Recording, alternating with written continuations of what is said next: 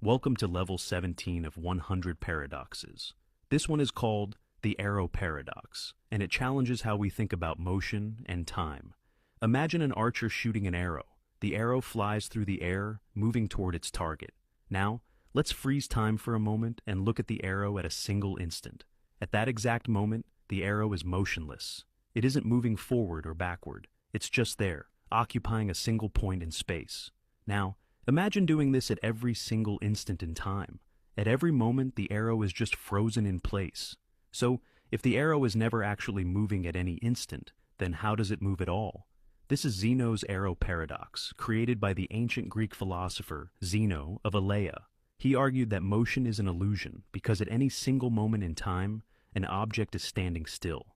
If it's always standing still, then it never actually moves. Of course, in reality, we know the arrow does move. But this paradox shows a strange problem when we try to break time into infinitely small moments. Philosophers and scientists have tried different ways to solve this paradox.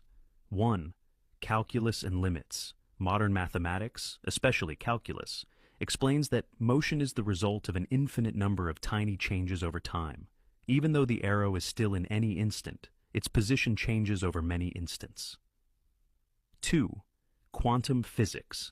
Some physicists suggest that time may not be continuous but comes in tiny, indivisible units, so objects don't move smoothly but in incredibly small jumps. 3. Time as a process. Another view is that time isn't just a series of frozen moments, but a flowing process, and trying to divide it into single points misses the bigger picture. The arrow paradox forces us to ask, what is motion really? Is time made of individual moments, or is it something continuous?